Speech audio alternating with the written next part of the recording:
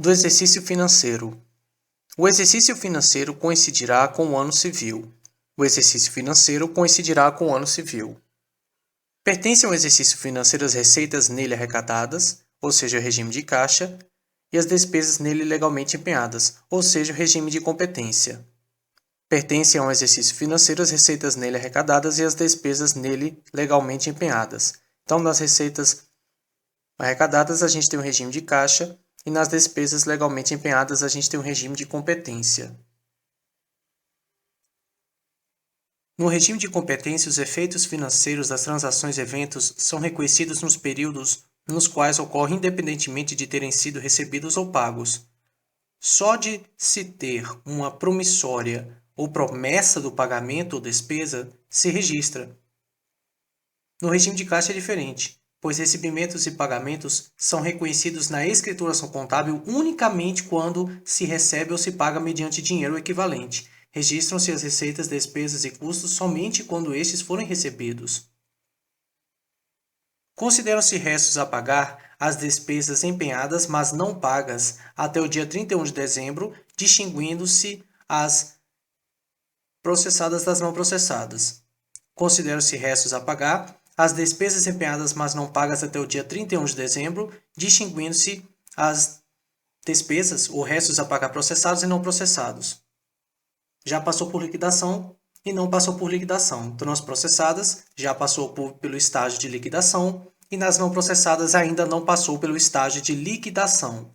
Considera-se restos a pagar as despesas empenhadas, mas não pagas, até o dia 31 de dezembro, distinguindo-se as processadas das não processadas.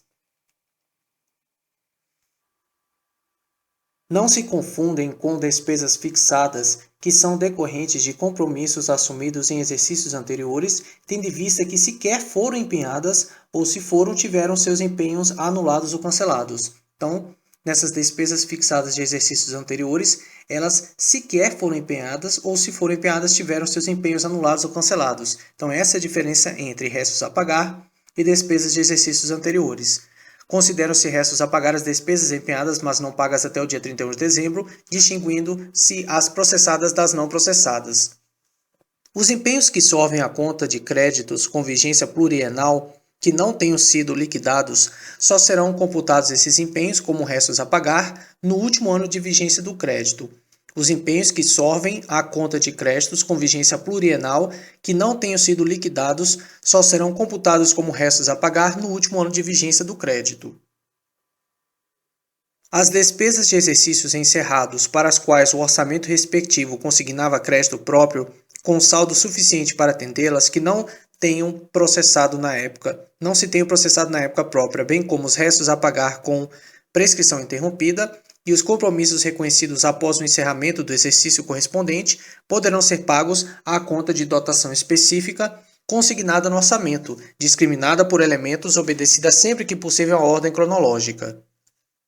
As despesas de exercícios encerrados para as quais o orçamento respectivo consignava crédito próprio com saldo suficiente para atendê-las, que não se tenham processado, essas despesas de exercícios encerrados, que não se tenham processado na época própria, bem como os restos a pagar com prescrição interrompida e os compromissos reconhecidos após o encerramento do exercício correspondente, poderão ser pagos à conta de dotação específica consignada no orçamento, discriminada por elementos, obedecida sempre que possível à ordem cronológica. Reverte a dotação a importância de despesa anulada no exercício quando a anulação ocorrer após o encerramento deste, considerar-se a receita do ano em que se efetivar. Então, reverte a dotação a importância de despesa anulada no exercício. Quando a anulação ocorre após o encerramento do exercício, considerar-se a receita do ano em que se efetivar. Os créditos da Fazenda Pública de natureza tributária ou não tributária serão escriturados como receita do exercício em que forem arrecadados nas respectivas rúbricas orçamentárias. Então, esse é o regime de caixa. Cuidado, pois forem arrecadados e não dizer previstos. Os créditos da Fazenda Pública de natureza tributária ou não tributária serão escriturados como receita do exercício em que forem arrecadados nas respectivas rúbricas orçamentárias. Os créditos da Fazenda Pública de natureza tributária ou não tributária serão escriturados como receita do exercício em que forem arrecadados nas respectivas rúbricas orçamentárias. Então, isso aqui são débitos, dívidas que os contribuintes têm junto à Fazenda Pública e eles estão pagando a Fazenda Pública, por isso é uma receita. Os créditos da Fazenda Pública de natureza tributária ou não tributária serão escriturados como receita do exercício em que forem arrecadados nas respectivas rúbricas orçamentárias. É o regime de caixa. Os créditos de que trata esse artigo, exigíveis pelo transcurso do prazo para pagamento, serão escritos na forma da legislação própria, como dívida ativa em registro próprio após apurada a sua liquidez e certeza, e a respectiva receita será escriturada a esse título. Os créditos de que trata esse artigo, exigíveis pelo transcurso do prazo para pagamento, serão inscritos na forma da legislação própria como dívida ativa, em registro próprio após apurada sua liquidez e certeza, e a respectiva receita será escriturada a esse título. Dívida ativa tributária é o crédito da Fazenda Pública dessa natureza proveniente de obrigação legal relativa a tributos e respectivos adicionais e multas, e dívida ativa não tributária são os demais créditos da Fazenda Pública, tais como os provenientes de empréstimos compulsórios, contribuições estabelecidas em lei, multa de qualquer origem ou natureza, exceto as tributárias, foros, laudêmios, aluguéis ou taxas de ocupação, custas processuais, preços de serviços prestados por estabelecimentos públicos, indenizações, reposições, restituições, alcances dos responsáveis definitivamente julgados, bem assim os créditos decorrentes de obrigações em moeda estrangeira, de subrogação de hipoteca, fiança aval ou outra garantia de contratos em geral ou de outras obrigações legais. Então veja que a dívida ativa não tributária é gigantesca, os exemplos que ele cita. Ele diz que a dívida ativa tributária é o crédito da Fazenda Pública dessa natureza, ou seja, da natureza tributária, proveniente de obrigação legal relativa a tributos e respectivos adicionais e multas. Agora, dívida ativa não tributária são os demais créditos da Fazenda Pública. Ele exemplifica, tais como os créditos provenientes de empréstimos compulsórios, contribuições estabelecidas em lei, multa de qualquer origem ou natureza, exceto evidentemente as tributárias, foros, laudêmios, aluguéis ou taxas de ocupação, custas processuais, preços de serviços prestados por estabelecimentos públicos, indenizações, reposições, restituições, alcance dos responsáveis definitivamente julgados, bem assim os créditos decorrentes de obrigações em moeda estrangeira, de subrogação de hipoteca, fiança aval ou outra garantia, de contratos em geral ou de outras obrigações legais. Dívida ativa é como se fosse um estoque de dívidas que os contribuintes têm perante a Fazenda Pública. Por quê? Porque passou o prazo, transcorreu o prazo para que aquele contribuinte quitasse aquele débito que ele tem junto à Fazenda. Então, como a gente tinha visto, houve transcurso do prazo para pagamento daquele débito e aí a Fazenda Pública vai e registra ele como dívida ativa. Pode ser de natureza tributária ou não tributária.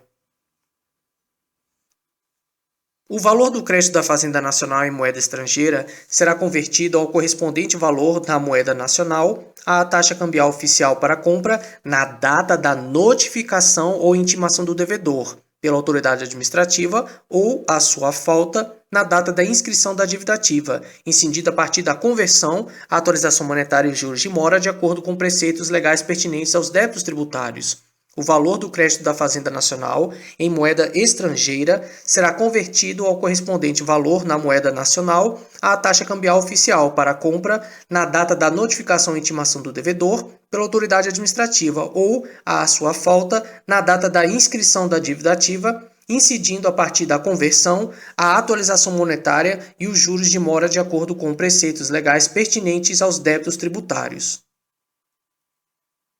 Então, o valor do crédito da Fazenda Nacional em moeda estrangeira será convertido ao correspondente valor na moeda nacional à taxa cambial oficial para compra na data da notificação ou intimação do devedor pela autoridade administrativa ou, à sua falta, na data da inscrição da dívida ativa, incidindo a partir da conversão a atualização monetária e os juros de mora de acordo com preceitos legais pertinentes aos débitos tributários.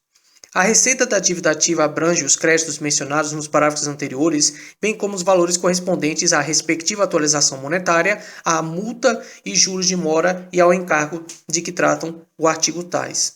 Então, a receita da dívida ativa abrange os créditos mencionados nos parágrafos anteriores, bem como os valores correspondentes à respectiva atualização monetária, à multa e juros de mora e ao encargo de que tratam os artigos tais. A dívida ativa da União será apurada e inscrita na Procuradoria da Fazenda Nacional. A dívida ativa da União será apurada e inscrita na Procuradoria da Fazenda Nacional.